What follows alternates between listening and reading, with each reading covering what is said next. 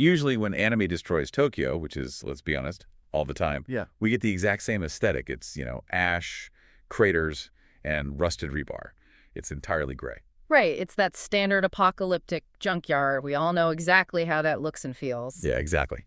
But today on the deep dive, we're looking at the newly greenlit anime adaptation of Ippatu's manga, Tsugumi Project. And that gray wasteland is completely gone. Instead, this version of a destroyed Japan is intensely green. It's like violently blooming. So we're figuring out how a wildly detailed French-born manga managed to reinvent the Japanese apocalypse and why this adaptation is going to be unlike anything you've seen in the genre. It really all starts with the setting, which they just call the zone.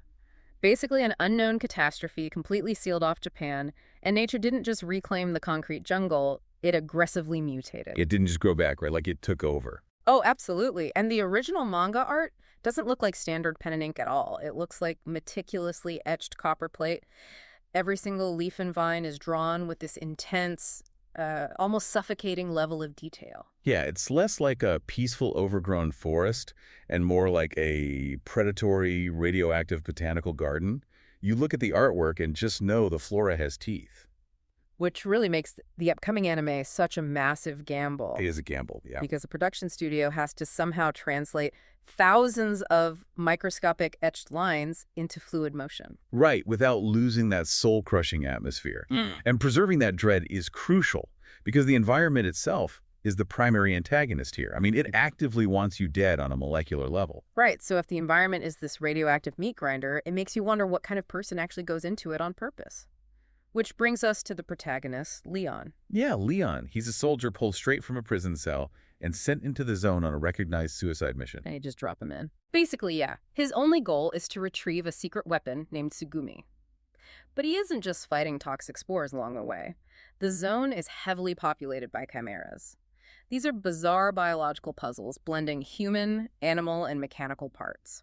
Wait, anime is already flooded with, monsters and mutant animals. Yeah. What makes these chimeras different from the standard nightmare fuel we see every season? Because fans specifically call this cosmic horror. It comes down to how they're built, actually. Unlike zombies, which are just broken humans, these chimeras use human DNA as spare parts. Oh, wow.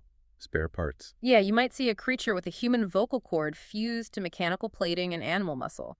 It's cosmic horror because it completely strips away our importance as a species. Like we are just raw materials. Precisely. It shows the ecosystem aggressively recycling us. In the zone, humanity isn't the main character anymore, we're just fertilizer. That level of hyper-detailed dread where every single chimera and mutated vine looks like a copper etching, that isn't something you typically see rolling off a weekly manga assembly line in Tokyo. No, it's not. And that's because this didn't start in Japan at all. Right, it was a reverse import. Exactly.